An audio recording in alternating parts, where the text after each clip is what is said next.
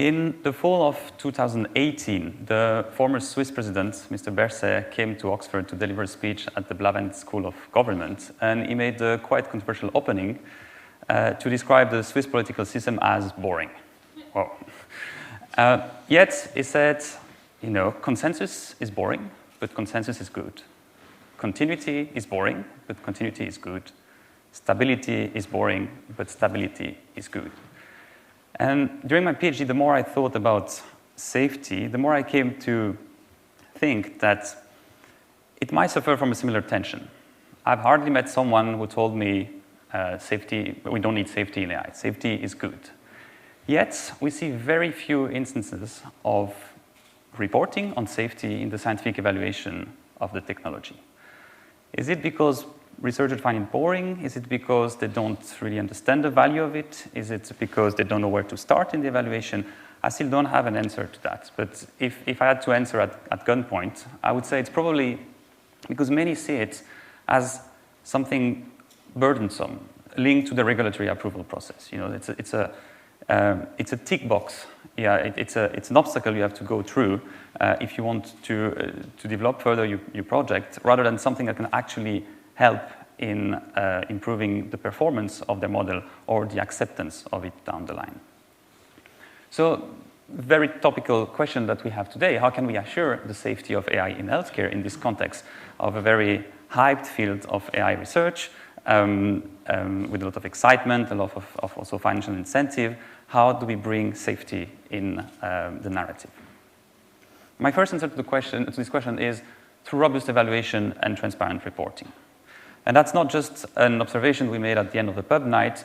It has been shown by several reviews. I quote only two here, but there are more of them. The first one by Mira Nagendra, which is actually a collaborator of Paul, showed that the design and reported evidence of many of deep learning studies really don't support the claim made at the end of the paper. They also showed a high heterogeneity in the level of reporting and the consistency of reporting. The second is from our own group. We tried to see if there was an association between the diagnostic performance of human clinicians when they were using the AI decision support system versus when they were not using it. What we saw is pretty similar, high heterogeneity in the outcome reported, a little attention given to human factors evaluation, despite claiming that those systems are made to support human clinicians, yet they were not really integrated in the process, and also no robust evidence that it actually really helped at that time. So yes, better guidance, better reporting, but how and where exactly? And then we start thinking, where is the problem? And I think Paul demonstrated in this very good slide this morning that there is a huge gap between the number of models that are tested at that stage, the preclinical development stage, and the number of models that you see here in large comparative studies. And we started thinking, okay, why? Where is the problem? And we started by comparing a known development pathway, the one for drugs, which is quite accepted and well known for many, to the AI development pathway. And we saw exactly that, well, the gap, the problem lie here in the middle. Yet, can we really compare drugs and AI in healthcare? And I think that's not the case. And that's where I got lucky. Research always needs a pinch of luck. I happened to be at that time in the group of Professor McCulloch at the Nuffield Department of Surgical Sciences, who spent the last 10 years developing the ideal framework for surgical innovation. Why is that relevant? Well, first of all, I hope Professor McCulloch will forgive me to summarize 10 years of work in 2 sentences, but the ideal framework says that basically when developing when evaluating surgical innovation, the first stage is, well, the preclinical development of your new procedures. Then you test it on human, at like your first in human case, one case. Then you tweak a bit the intervention, the procedures. Then in the stage 2A, then you expand it to more surgeon. then do the comparative evaluation, the classical trials, and then the long-term monitoring. Why is that important, and why is that relevant to AI? AI, like surgical procedures, are complex intervention, which need tailored and appropriate way of being evaluated. I'll give you just an example why it's different from drug, for example, why complex interventions are different from drugs. If you evaluate a new molecule, you'll have a pretty fixed molecule. The bias you have to account for, the variability you will have to account for is the one in patients. And that's why most of the study design are made to balance for this variability, the bias introduced by patient variability. In AI, like in for surgical procedures, you have I always see it as two axes of variability. First, yes, the patient, there will still be a different patient, but you'll have also a variability introduced by the user or the surgeon, right? A junior surgeon might not perform the operation at the same level with same quality standards than a senior surgeon. Likewise, depending on your approach to AI, your experience with digital technology, you might not receive the recommendation from your AI decision support system the same way, and that might impact on the final performance. The other interesting comparison between the two schemes is that the stage 2A is basically tweaking the procedures. The first time you do it might not be perfect. Yeah, you might encounter problems that you want to fix in the second one. And you'll have small iterative evaluation, which often is seen as very wrong in clinical trial, right? You have your intervention, it has to be fixed, otherwise you bias the results. But it's not necessarily useful to directly jump to those comparative evaluation with a fixed system. There is a clear argument to be made that at early stages, iterative changes are good as long as they are reported appropriately and that the claim are coherent to the evidence you generated while modifying the intervention. That led us to identify this gap in guidance here in the middle, which is basically the first live evaluation of AI decision support system in clinical setting.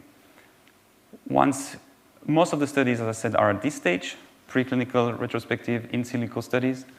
Then we make the case that this stage is a very important one that should be reported appropriately before moving to what many clinicians still consider as a gold standard, the comparative clinical trials. And here it's important, we had this discussion with Ibrahim in the break, it's large-scale comparative trials are not always the best way to evaluate a system, but yet clinicians want that kind of evaluation or at least understand better that kind of evaluation. So I think they still have a role to play, but not necessarily as the first clinical evaluation you will make of your system. And that just summarizes the key aspect, the most important aspect of this early live clinical evaluation. And I put an emphasis here on live. That's also a point that was mentioned this morning. There is a difference between evaluating your system in so-called shadow mode. It is in the clinic. It gets the data. It produces a recommendation. You can evaluate this recommendation, but it has no impact on patient care. And there's a difference between that and having a live evaluation where actually the clinicians see the results and have to make a decision that will impact on patient. It's like if you're rock climbing, it's easy to say you trust a rope, but you really actually demonstrate that you trust a rope while you start using in wild climbing. And I'll show an example at the end of the presentation that shows that quite nicely. So the four important bits of this early stage evaluation, the analysis of performance of the AI-human pair, for the reason I just mentioned, that might be different from the standalone algorithm performance. An emphasis on safety. Topic of today, I'll detail that later as well. An evaluation of the human factors. In several development process, this is done preclinically, but I think there's an argument to be made that it's important to continue the human factor evaluation once the system is used in clinic, again, under live conditions, because new problem may arise that would actually whose identification might actually benefit the system and the further development. And last, also the preparation for large-scale summative evaluation. As I said, they're still important, they're still looked at by clinicians, but you need some information before you can design a trial that will actually give you interesting results. And here I'll just give an example for better understanding. The learning curve, right? Like in surgery, you have a learning curve of your operation. We might make the argument that for AI it's the same. At the first time you use the system, you might have some interaction with it, but then the longer you use it, the more you will either trust or distrust the information given until you reach a plateau of your interaction with the system and of how many of the recommendations you will actually carry on. If you rush through to comparative evaluation before having reached this plateau, you might bias the result of the study. That's why it's important to understand those dynamics before those large trials and in those early stages. So we started the Decide AI project. We even got a logo. This is a reporting guideline. I put the emphasis on the reporting guideline. That's, for those not familiar with reporting guidelines, it's basically a checklist of what information you should report in your evaluation while you're submitting the paper to a journal. It's not a methodological guideline. It's a reporting guideline, although knowledge of these guidelines can help as well. We hope will help researchers as well while designing their studies. If you know what you have to report on at the time where you design your study, that might also guide you in which direction and what point you look at during the study. So we used a so-called Delphi methodology. Interestingly, the Delphi methodology was developed by the US Army to reach expert consensus on what would be the target, the Soviet targets in the country and how many bombs they would need to destroy those targets, and they could not reach a consensus opinion there, so they developed the methodology to have an organized way to get to this information, and basically it's done through several rounds of questionnaires and feedback by an expert group, which will modify the list of items until a final consensus group discussion, which will give a final list of recommendations. Here we added a pilot or a rapid qualitative evaluation where we send the final guidelines to a group of experts, asking them, does that make sense? Do you understand the recommendation? And then we improve that to reach the final set of guidelines. That's basically, okay, that's almost the best case scenario, but that's what you want to see when you do a Delphi. The first round, you have some variability in the answer given by the participants. Then you take into consideration their comment, and you feed back to the next round the scores and the median scores that were given in the first round, and you hope that the variability will reduce as you improve the items. As you can see, we had a large and diverse group of experts, some of whom are in the room today, and I thank them again for their participation. There was some disbalance between, for example, clinicians, 70 of them, funders or patient representative, much less. But what we did, that's why we broke down into all the stakeholders category to see if there were any major variation for one item, and then try to understand why there would be a major variation for one of the items, from one of the category. That's the final set of guideline, the final set of items, the final checklist.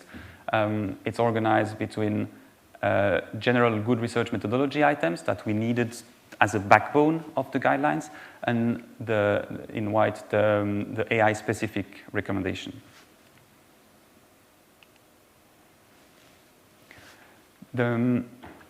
So for each of the key components, or each of the key focuses, those are the main point, the main novelty we brought in terms of evaluating the performance of the AI system. A description, for example, we invite authors to clearly describe the intended use of the system, the patient population they were using, but also the user population they were targeting, because that is important to inform how transferable the data and the results are to different settings. A comprehensive description of the implementation setting. The modification, a big addition, it's okay to introduce modification as long as we report them correctly, and as long as the performance, the evolution of the performance is also linked to those modifications. One item was added on ethics and algorithm fairness. There are a stronger push to add consideration of algorithm fairness in AI evaluation. which is good, but which could also decrease the performance of your system. If you want to reduce the gap or bias towards a certain category of patients, doing so might reduce the overall performance of the system, which is okay, and I think fair in this case, but then it's important to also report if you use those methodology, because then you can compare a system that would use algorithm fairness to one who didn't, and see if that explains the difference in performance. I'll come back to safety in a second. Human factors, usability testing in live situation, as I explained before, all the concept of learning curves, the integration in pathway. So it's easy to say a system works well, but we've heard this morning as well that the integration is a very important and also difficult part of deployment, and the human-computer agreement. In the first systematic review I presented, we've seen that in all but one cases, human decided to override AI recommendation at some point. And it's quite important to report on those disagreements and to dig a bit deeper in the causes and understand why this disagreement happened. Also, again, to improve the system. It's all of that. We've designed those guidelines not to constrain the researchers, but to try to generate the data that would be interesting and needed to improve the system in the future. And as a stepping stone for further trial, as said, the effect size, patient involvement, important to see, would patients accept at all their care to be influenced by AI or not? I mean, if you realize in the pilot studies that this is not happening, there is little hope that you'll have good results in a larger trial if you have a bias in the selection of patients that accept to be included in your study. And the training needs, quite important as well. You want to start at the same point. You want to evaluate how long and through which mean your user wants to be trained before using the system. Well, the topic of today is safety, so I zoomed on the three items about safety, divided in 5 sub-items. The first one, in the methods section, we invite authors to provide a description of errors and malfunctions and how they were defined and identified. There was a bit of a semantic debate during the consensus group meeting about error versus malfunction. Malfunction refers more to software problems, rather, when errors are more linked to the recommendation errors or human errors on top of them, but all of them are important for the final output of the system, right? And also a description of how the risk to patient safety and instances of harm were identified and minimized. In the results section, this one was one of the biggest items, basically providing quite detailed analysis of error and malfunctions at all stages, the stage of the software, supporting software, hardware, the algorithm itself, and the humans. And in the other axis, we recommend to use a table in this case. On the other axis, talking about the causes, if it could be corrected, the occurrence rate, and the potential impact it would have on patient care. There was some debate as well. Is it not too much, asking too much of developers to talk to make this detailed analysis of errors? A minority of the consensus group thought that.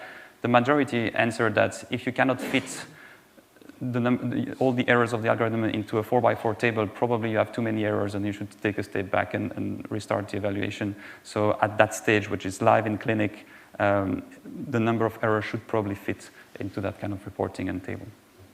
Hopefully fit. And of course, a clear reporting on the instances of harm and observed risk to patient safety. The last one is more a general discussion items.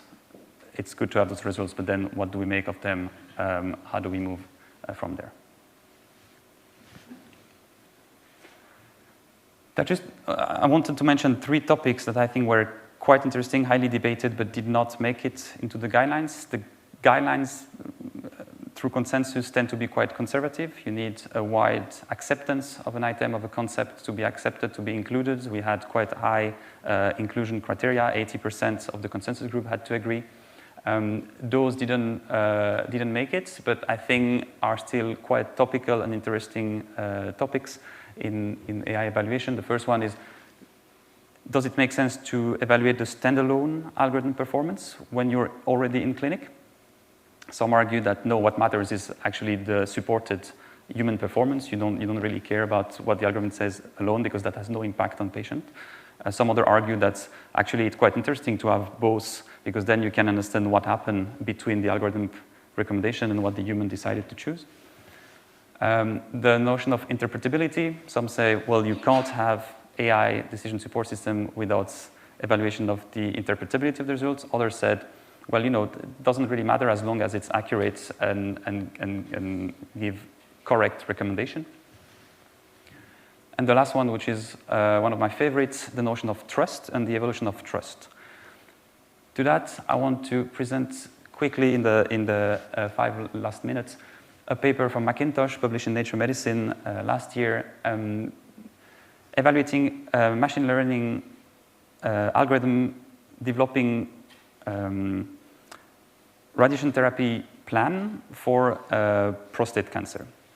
And basically what they had radiologists and the AI system developing a radiation plan. So you have to imagine that you have a scan of the patient, and then it's quite difficult in radiation therapy to define the doses of the radiation you will give through all angles so that you have a maximum concentration of rays on the lesion, but not on the adjacent tissue. So they had those two groups preparing the plan.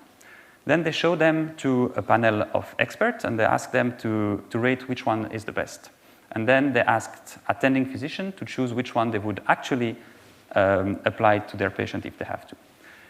The smart part is that they did it in two ways. The first time, they did it in the simulation studies. They say, okay, look, that's the two plans. That's the one that was recommended by the expert panel. Which one would you apply to your patient? And then they did that in a live situation where the patient would actually receive the treatment. And what we can see is that between the two phases of the study, they had the ML plan had a similar performance on the consensus of the reviewer, so similar quality. Yet, when applied to the real life, when applied to when it came to decide which plan would be applied to the patient, you see a gap, a drop in the number of plans that was actually applied to the patient. And for me, that's the first time that we really have good evidence in a proper setting of the so-called trust gap between, we think that's the best plan, but yet we don't apply it to the patient because it is ML. I think this study is extremely interesting for that reason. So again, to the question, how can we assure safety in AI in healthcare? I said through strong evaluation and good reporting, but also by placing human at the center of this development process and evaluation process. And we hope that the DECIDE AI guidelines would help toward this goal, and I'm happy to take any question you would have.